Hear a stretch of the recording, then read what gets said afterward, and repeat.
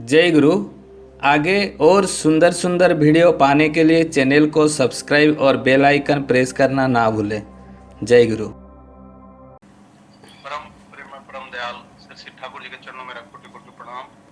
जगत जननी बड़मा परम पूजपाल श्री श्री बड़दा परम पूजपाल श्री श्री आचार्य देव समाज ठाकुर परिवार के चरणों में कोटि कोटि प्रणाम। उपस्थित ऑनलाइन सभी भक्त मंडलीगण, साधु सज्जन, ज्ञानी गुणी भक्तजन, भक्तिमती माताएं, बच्चों, सभी को मेरा यथायोग प्रणाम। रामानंदी जय गुरु। सबसे पहले तो मैं जो हमारे भाई फोन से बात किए, उनका नाम थोड़ा भूल रहा हूँ, का भी आभार प्रकट कर रहा हूँ। ठीक है। और दादा, मैं सत्संग आज आप लोग का बिल्कुल शुरू से मैंने देख रहा हूँ, सुन रहा हूँ। थोड़ा सा मेरा एक हल्का सुझाव, मतलब समझिए, यदि आप लोग को ठीक लगे तो मेरा सौभाग्य।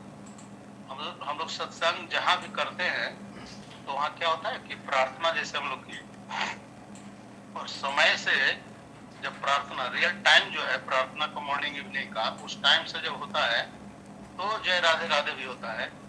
और यदि टाइम से बियॉन्ड टाइम होता है, अलग टाइम से होता है, तो जय राधे राधे लास्ट में करते हैं। एक तो ये हुआ बात। दूसरा बात है कि जब सत्संग में हम लोग गुरु वंदना तक कर लेते हैं, और गुरु वंदना के तुरंत बाद 2 मिनट का नाम ध्यान होना चाहिए। जैसे ही गुरु वंदना समाप्त होता है, जैसे ही 2 मिनट 5 मिनट जो एक अनाउंस किया जाता है कि नाम एक समय हो लो, तो हम लोग को गुरु वंदना के तुरंत बाद होना चाहिए। और उसके बाद जो हमारा सत्यानुसरण ग्रंथ, नारी नीति, जो भी हम धार्मिक पुस्तक का जो पाठ करते हैं वो होना चाहिए। और उसके बाद, पाठ होने के बाद, तब हम लोग जो भी गुरु भाई सत्यानुसरण का पाठ किए, प्रार्थना किए, ठाकुर भोग निवेदन किए, सबका धन्यवाद करेंगे। और धन्यवाद करने के बाद हम लोग सत्संग शुरू करेंगे, जिसमें भजन शुरू किए। तो यदि ऐसा हुआ है तो ठीक ही है, लेकिन मुझे ऐसा थोड़ा लगा कि सत्यानुसरण का पाठ हुआ बाद में, पहले थोड़ा सा आप लोग धन्यवाद ज्ञापन किए भोग निवेदन करने वाले लोगों का, भजन जो पाठ किए उनके लिए। तो यदि मैं ठीक समझाऊं तो मेरी बात को आप लोग ध्यान देंगे, और यदि मैं ही गलत समझा हूं तो मेरा ही भूल है। तो इसको हम लोग विधि पूर्वक, जो भी प्रभु का एक नाम विधाता भी है। विधाता इसलिए बोलते हैं ना कि विधि, जो विधि होता है वो बनाने वाले वही होते हैं। तो विधि जो हमारा सत्संग में है, सेंटर में है, उसी को निखुत भाव से हम लोग को पालन करना चाहिए। और मेरा भाषा हिंदी है, इसलिए आप लोग उड़ीसा वाले जो भी लोग समझ पाएंगे तो ठीक है, और नहीं समझ पाएंगे तो थोड़ा बहुत मेरी भाव को समझ करके आनंद लेंगे।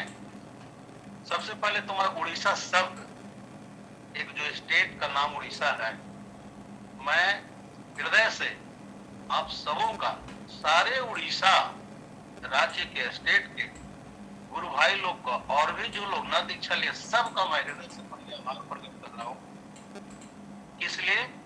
इसलिए परम पिता हम लोग का श्री ठाकुर अनुकूल चंद्र 2 स्टेट का नाम अपना मुंह से लिए थे, चर्चा किए थे। एक स्टेट का नाम बंगाल और दूसरा उड़ीसा। ठाकुर जी बंगाल का नाम इसलिए लिए थे, ठाकुर जी बोलते, ठाकुर जी इसलिए नाम बंगाल का लिए थे।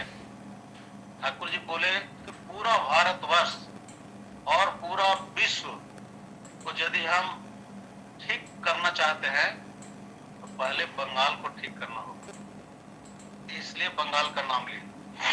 और उड़ीसा, उड़ीसा का नाम परमपिता क्यों लिए? उड़ीसा का नाम परमपिता लिए कि उड़ीसा एक ऐसा स्टेट है जहां फसल उपजाने के लिए, जैसे हम लोग चाष करते हैं, खेती करते हैं तो चाष करते हैं, तो ठाकुर अनुकूल चंद्र परमपिता हम लोग के देवता के मुंह से ये शब्द निकला हुआ है कि उड़ीसा का खेत, खेत मतलब मनुष्य, नर नारी जो भी हैं, वो जैसे खेत चाष करके रखा जाता है तैयार करके फसल लगाने के लिए, उसी तरह से उड़ीसा का लोग, वहां का संस्कार, वहां का जो चाष है संस्कार का, वो चैतन्य महाप्रभु करके गए हैं। इसलिए तुम लोग को ज्यादा मेहनत करने का जरूरत नहीं है। उड़ीसा का जो भी गुरु भाई गुरु बहन होंगे, उनके पास थोड़ा सा मेहनत, थोड़ा सा जाजन करोगे तो तुरंत वो लोग दीक्षा लेंगे, क्योंकि उनके ब्लड में, उनके पहले से ही माता पिता के द्वारा वो संस्कार चैतन्य महाप्रभु का दिया हुआ है। इतना बड़ा बात उड़ीसा के लिए परम पिता हम लोग को, आप लोगों के लिए बोले हैं। तो मैं इसलिए उड़ीसा और उड़ीसा के सारे गुरु भाई जो न है, गुरु भाई सबों को मैं हृदय से आभार प्रकट कर रहा हूँ। और परम पिता को दादा हम लोग परम प्रेममय कहते हैं। परम प्रेममय किस लिए कहते हैं? परम प्रेममय इसलिए कहते हैं कि उनका एक एक व्यक्ति के साथ, चाहे विद्वान हो, मूर्ख हो, बहुत बड़ा कोई पदाधिकारी हो, साधारण व्यक्ति हो, जैसा भी हो, ठाकुर जी सबको इतना प्यार करते थे, इतना प्यार करते थे, लगता था कि सबसे ज्यादा ठाकुर जी हम ही को मानते हैं। तो इसी संदर्भ में उड़ीसा, अब मैं दो चार ऋतिक मेरे बहुत क्लोज थे।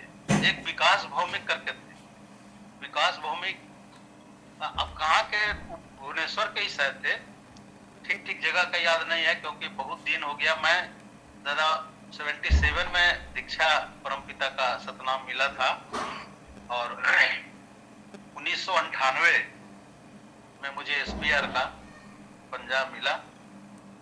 24 साल करीब हुआ। तो मैं शुरू में जब दीक्षा लिया था तो उड़ीसा के लोग जो देखते थे कि कहीं याजन कर रहे हैं, और मैं समझता नहीं था, लेकिन वो भाव जो आता था, वो भाव से मग्न होता। जैसे आज का भजन, आप लोग का जो भजन आज हुआ, अपूर्व, बहुत सुंदर। मैं पूरा लाइन उसका समझ नहीं पाया, लेकिन उसका जो भाव आ रहा था वो बहुत सुंदर, बहुत अच्छा लग रहा था। तो इसी तरह से सुनते थे। तो एक काली षष्ठी पद करके ऐसे कुछ नाम था, दाढ़ी रखते थे पूरा, साधु टाइप करते। आप लोग उनको देखे होंगे नहीं, बहुत पहले की बात है। एक वो मेरा बहुत प्रिय, जब भी हम लोग ऋतिक कॉन्फ्रेंस में मिलते थे तो एक दूसरे को हम लोग लिपट करके, जैसे बहुत दिन के बाद मिले ऐसे हम लोग मिलते थे। और विकास भौमिक एक ऐसे ऋतिक थे जिनका पूरा भारतवर्ष में या विश्व कहीं भी, देवघर छोड़ करके फिलंथ्रोपी नहीं है, लेकिन विकास भौमिक एक ऐसा ऋतिक थे जो एक छोटा अपना ऑफिस बनाए थे फिलंथ्रोपी बोल करके, जिसमें कितना स्वस्तैनी व्रतधारी तैयार किए, कितना याजक, कितना धैर्य, कितना एसपीआर बनाए, तो सारा रजिस्टर मेंटेन होता था। ऐसा थे विकास भौमिक आपका उड़ीसा का। बहुत उनके साथ मैं रहा, कलकत्ता गया, और जहां भी देखते थे, इधर है, चलिए अब मेरे साथ चलिए। इतना प्यार था हम लोग को। और प्रेम में जो ठाकुर जी की बात दादा आप लोग को सुनाया, वो इसलिए सुनाया कि आपके यहाँ एक मिनिस्टर हुआ करते थे, अभी भी हैं, बट कृष्ण जेना। ये बट कृष्ण जेना दा, वहां का देवघर में पहले था याजन चौकी, जिस पर रामनंदन दा बैठते थे, लाल दा, और भी पुराने ऋतिक वहां का। मुजफ्फरपुर का एक राम सोवी ठाकुर थे, दानापुर का नारायण प्रसाद अभी भी हैं, दरभंगा के सुशील कुमार सिंह थे, मैं बोकारो से रहता था। इसी तरह से कुछ 8-10 पुराने ऋतिक, भागलपुर के गंगाधर लाल दास थे, आपका उड़ीसा का ये लोग बैठते थे, 2-3 नाम जो लिए आप लोग। एक दिन का बात है कि बट कृष्ण जेना दा वहां भुवनेश्वर में कोई उत्सव होना था, उसी का ऊपर मिशन लेने के लिए आए थे। तो हम लोग एक ही जगह बैठ के प्रार्थना उतना किए। प्रार्थना उतना के बाद प्रणाम नाम करने के बाद जो वहां का नियम है, नियम के बाद हम लोग आए जाजन चौकी पर। जाजन चौकी पर बट कृष्ण जेना बोले कि मुड़ी चप खाया जाए। तो हम लोग को बहुत आनंद आया, भाई मिनिस्टर इतना बड़े आदमी है और मुड़ी चप खाने बोल रहे हैं। तो एक आदमी को भेजा गया, मुड़ी आया, चप आया, आलू चप आया।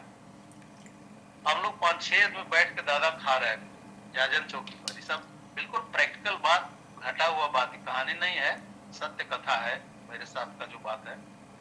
तो बट कृष्णदास से मैंने कहा कि दादा ठाकुर जी प्रेम में, परम प्रेम में जो कहते हैं उसका एक झलक हम लोग कैसे प्रैक्टिकली देख रहे हैं। राम राज्य में सुनते थे कि शेर और बकरी एक साथ एक घाट पर पानी पीता था।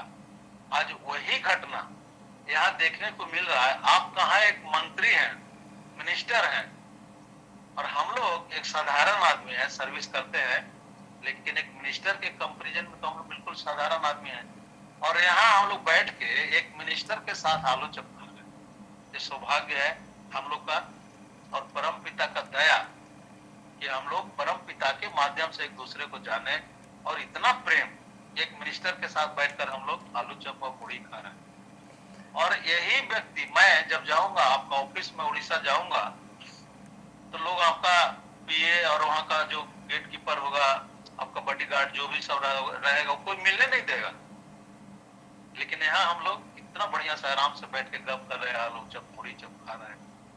तो बट कृष्ण जी ना बोले कि आप कहीं भी कभी भी आइएगा, जहां मैं रहूंगा वहां आप सिर्फ एक चुटका में अपना नाम लिख दीजिए, राधे श्याम सिन्हा, SPR बोकारो। तो मैं यहाँ आपसे वादा करता हूँ, सबसे पहले मैं आपको बुलाऊंगा। ये मेरा सौभाग्य है कि बट कृष्ण जी ना ऐसा बात बोले। तो हम लोग बहुत पुराने हैं, ठाकुर जी का हम लोग दीक्षा लिए, बहुत सौभाग्यशाली है दादा। एक कलयुग जो हम लोग अभी बोलते हैं ना, कलयुग, ये कलयुग कुछ नहीं है। कलयुग मतलब कल्ला का युग। घर घर में, पड़ोस पड़ोस में, परिवार में देखिएगा कल्ला। श्री श्री ठाकुर इस कलयुग में आकर के उसी को समाप्त करने के लिए हम लोग को विधि विधान दिए हैं। ठाकुर जी, हम लोग दीक्षा लेते हैं तो उस समय जो होता है बताया जाता है, उसके बाद हम लोग अपना अपना ढंग से बताते हैं दीक्षा लेने से क्या फायदा है, दीक्षा मतलब क्या है। लेकिन ठाकुर जी से डॉक्टर रेवती मोहन विश्वास, पहले एक था लाइगेट इंग्लिश पत्रिका, जैसे सातवती है, अर्जुना है, इस टाइप से, तो उसका लाइगेट का संपादक थे डॉक्टर रेवती मोहन विश्वास। तो डॉक्टर रेवती मोहन विश्वास ठाकुर जी से पूछे कि सत दीक्षा मतलब, हम लोग अपना ढंग से बोलते हैं, आप क्या कहते हैं, सत दीक्षा मतलब क्या। ठाकुर जी बोले, रेवती दा को बोलते हैं कि जैसे नदी सरिता कंटिन्यूअस बहते रहती है, बहते रहती है, और उसका एक उद्देश्य होता है कि जाकर के सागर में मिल जाए। जो नदी का स्रोत हिमालय है, जैसे गंगा, गंगा का स्रोत हिमालय है, गंगा कभी सूखती नहीं है क्योंकि उसका स्रोत हिमालय है। तो ठाकुर जी बोलते हैं कि दीक्षा का मतलब मैं समझता हूं एक सरिता जैसे बिना रुके, बिना थके चलते रहती है, चलते रहती है, और उसका उद्देश्य होता है कि सागर में मिले। ऐसे ही मेरा भक्त, मेरा संतान जीवन भर जब तक दीक्षा लिया वो चलता रहे, चलता रहे, कंटिन्यूटी उसका यजन याजन स्मृति स्वस्थ सदाचार बना रहे, और चलते चलते चलते चलते उसका जो गंतव्य है वहां तक पहुंचे। मैं समझता हूँ सत्य दीक्षा का यही मतलब हुआ, चलते चलते चलते चलते। हम लोग को कभी रुकना नहीं है। इसीलिए हम लोग जब दीक्षा लेते हैं तो दीक्षा लेने समय हम लोग बोलते हैं ना, एक संकल्प लेते हैं कि आज से आपका प्रतिष्ठा करना ही मेरा जीवन जग। इसको भी समझने की बात है, आपका प्रतिष्ठा करना। ठाकुर जी को प्रतिष्ठा हम लोग कैसे करेंगे? हम लोग में सामर्थ्य है जो परम पिता को प्रतिष्ठित करे। तो ये प्रतिष्ठा करना जीवन जग कैसे हुआ? ठाकुर जी की एक बंगला में वाणी भी थी, उसका हिंदी में अर्थ है, नगर नगर ग्राम ग्राम पहुंचेगा ठाकुर नाम। ठाकुर जी बोले थे, नगर नगर ग्राम ग्राम पहुंचेगा ठाकुर नाम।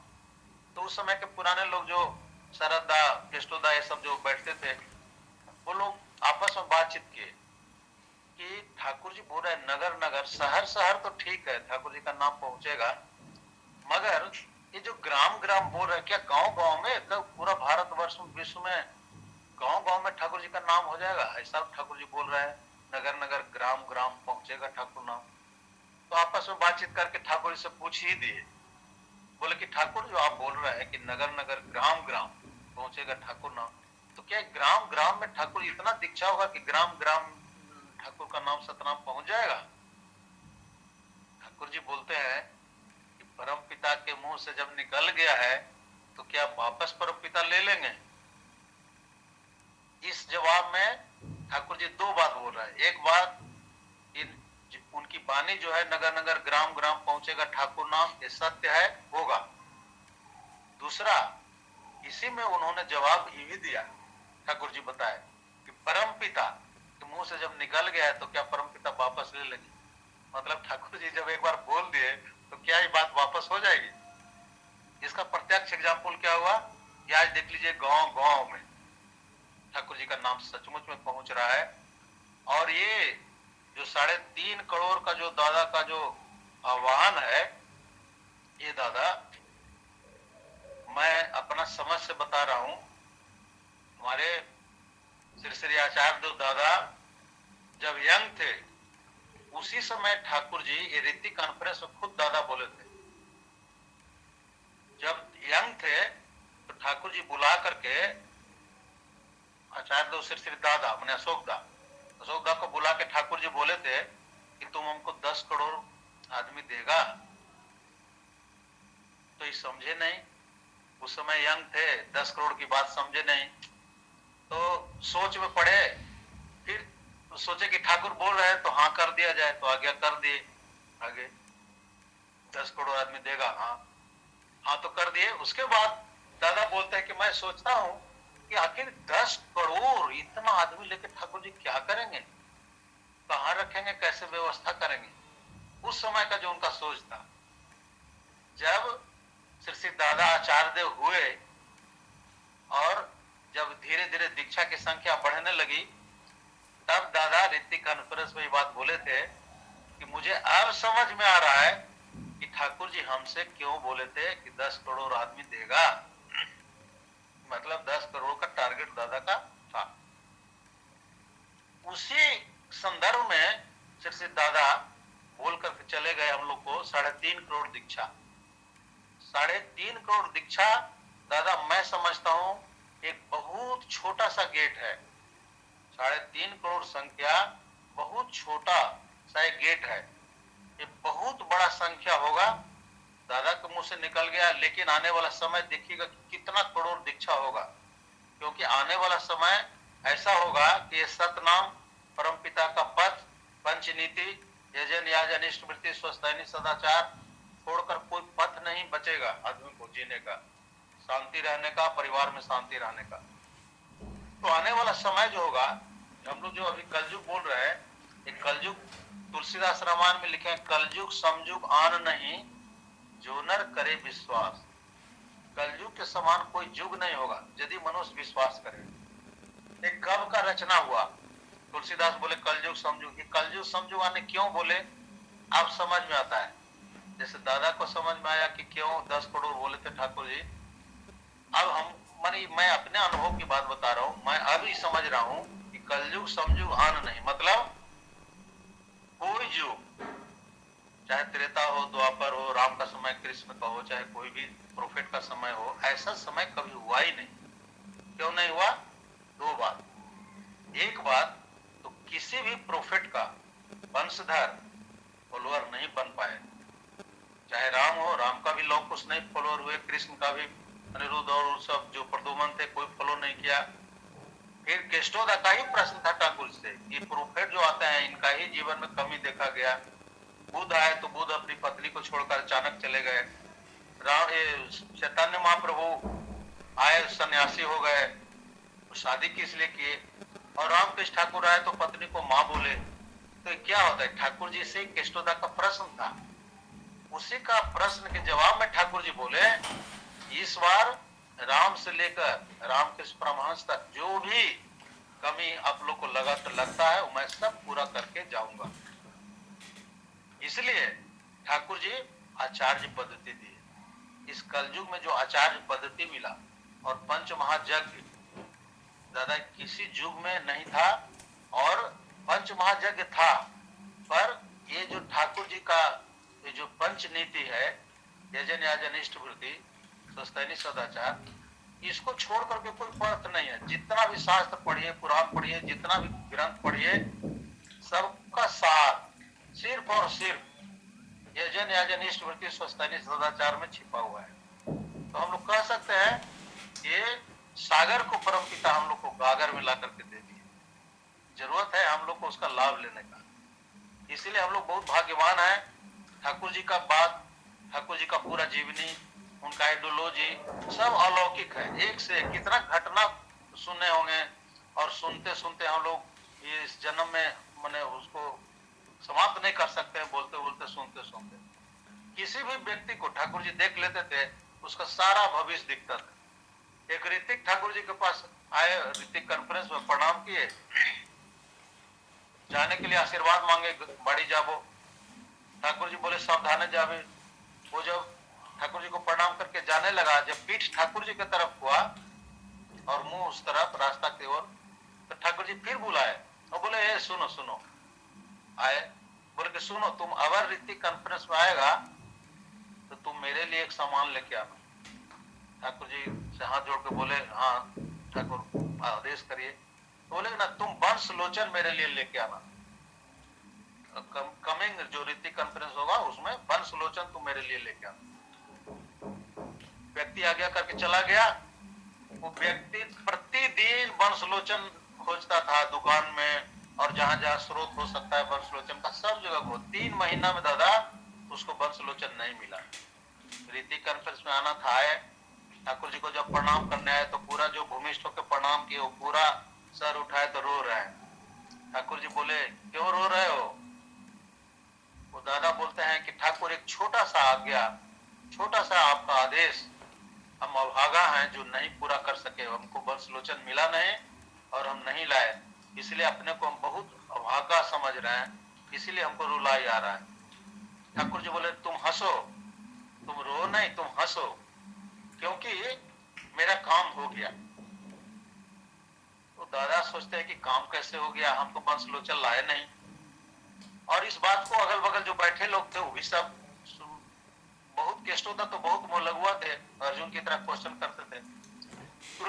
तुरंत पूछ दिए कि ठाकुर वो व्यक्ति रो रहा है कि वंशलोचन लाए नहीं, और आप बोल रहे हैं कि मेरा काम हो गया। ये तो दोनों कंट्राडिक्टिव बात हो गया।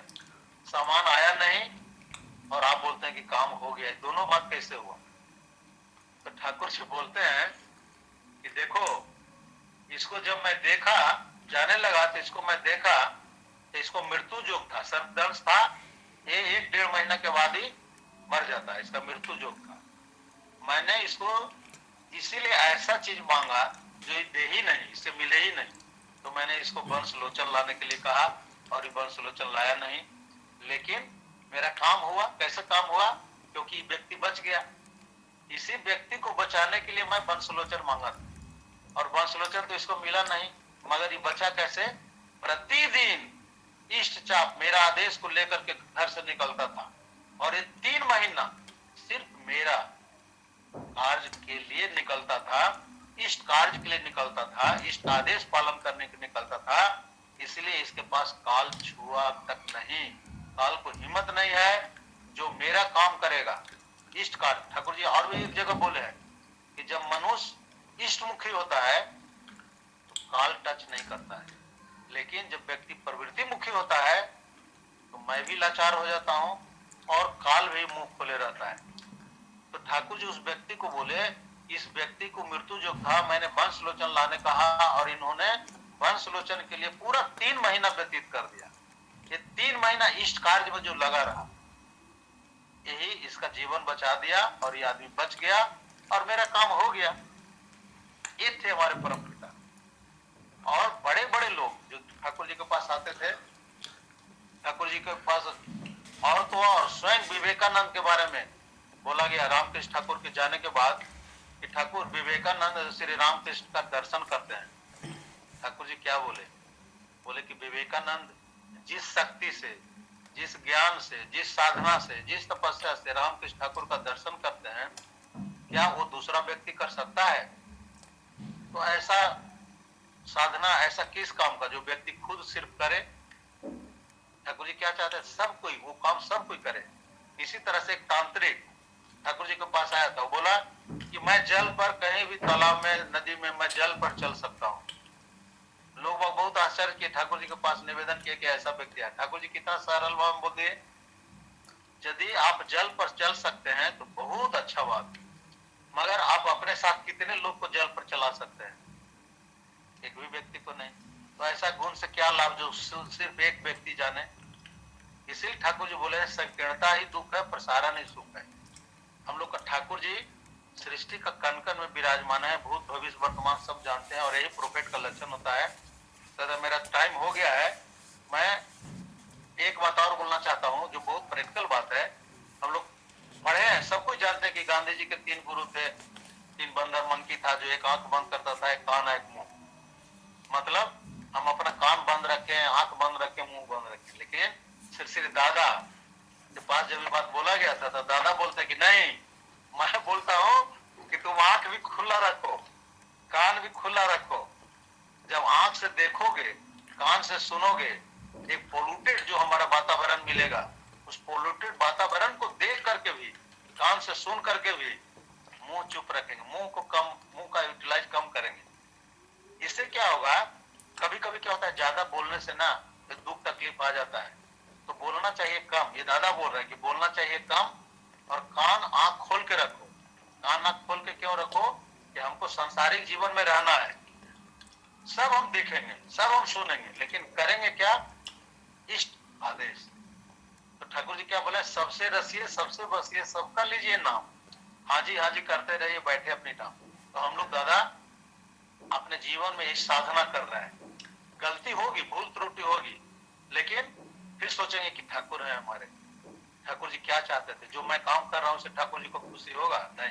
तो हम धीरे धीरे अपने आप को सुधारेंगे। यही हुआ ये जन्म, self purification through repetition of holy name. और यही चीज को हम दूसरे में प्रसारित जब करेंगे तो यह जन हो गया। और इष्ट वृत्ति तो हमारा पंच महाजग है जो ग्रह दोष सब काटता है। जीवन में बचने के लिए जय जन जाजन इष्ट वृत्ति करना है। स्वस्थैनिक सदाचार से क्या होता है, देवत्व की ओर बढ़ना।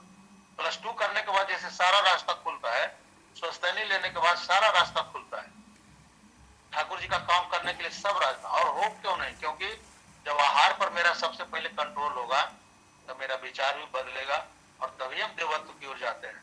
ठाकुर जी बोलते थे मैं चाहता हूँ एक एक व्यक्ति तुम लोग देवता बनो। तो देवता बनने के लिए क्या होगा, राक्षसी प्रवृत्ति से मनुष्य की ओर आएंगे, तामसी से राशि में, और राशि से कुछ सात्विक में। तो सात्विक जीवन बिताने के लिए आहार सात्विक चाहिए, इसीलिए स्वस्थैनी जरूरी है। जो भी हम लोग हैं सबको कोशिश करें कि और हमारे गुरु भाई सब स्वस्थैनी अधिक से अधिक लें, क्योंकि भविष्य में हमारा स्वस्थैनी जो होंगे भाई लोग हमारे, वही कर्णधार होंगे, भविष्य होंगे इस राष्ट्र का। इसीलिए दादा मैं अपने आप को सौभाग्यशाली समझ रहा हूँ कि आप लोग के बीच कुछ बोलने का मौका मिला। मैं ज्यादा कुछ नहीं बोल पाया, थोड़ा बहुत हल्का फर्स्ट टाइम था, इसलिए शॉर्ट में और छोटी छोटी बात आप लोग के सामने रखे। यदि मेरी बात अच्छा लगे तो मेरा सौभाग्य, और यदि नहीं अच्छा लगा होगा तो मेरा भूल त्रुटि समझ के माफ करेंगे। बहुत मैं आज सौभाग्यशाली समझ रहा हूँ कि उड़ीसा के भूमि में, मयूरभंज में मुझे कुछ बोलने का आज मौका मिला है। आप सबों का हृदय से परम पिता के चरणों में एकांत प्रार्थना करता हूँ, स्वस्थ रहें आप लोग, खूब निरोग रहें, खूब सुंदर जीवन यापन करें। श्री बवाईदा बोलते थे कि हमको देख के दूसरा लोग बोलेगा कि बहुत अच्छा है, बहुत अच्छा व्यवहार है, बहुत बढ़िया बोलते हैं, लेकिन रियल हमारा पहचान क्या होगा, हमारी पत्नी, हमारा पुत्र पुत्री, हमारा रिलेटिव, हमारा पड़ोस जब देखेगा बोलेगा कि इनके घर में कोई झगड़ा नहीं होता है, ये बहुत अच्छे लोग हैं, सादा विचार रखते हैं, सादा कपड़ा पहनते हैं, कभी झगड़ा नहीं होता है। जरूर ठाकुर अनुकूल चंद्र जी के भक्त में यही सब गुण होता है। तो हमको देख करके यदि मेरी पत्नी, घर में परिवार, बाल बच्चा जब कहे हाँ ठीक है, तब सोचिए हम साधक हैं। इसे सिर्फ बारी बारी दिखाने से नहीं होगा, घर करना होगा। यही चीज ठाकुर जी करके भी दिखाए, कैसे पिता पुत्र का, पत्नी का, पति का कैसे एक रिलेशन होता है, पूरा ठाकुर परिवार में हम लोग को देखने को मिलता है। इसलिए हम लोग भी कोशिश करें कि अपने परिवार को इसी तरह से बनाएं और खूब मंगलमय जीवन व्यतीत कीजिए। हम लोग से भाग्यशाली कौन है जिसको परम पिता का सतनाम मिला, इस बात का गौरव महसूस करिए। श्री ठाकुर अनुकूल चंद्र जी का सतनाम मिला और सदगुरु जीवन में मिला, इससे बड़ा भाग्य क्या होगा। आप सबों का मंगल कामना करते हुए अपने वक्तव्य पर विराम दे रहा हूँ, समय हो गया। जय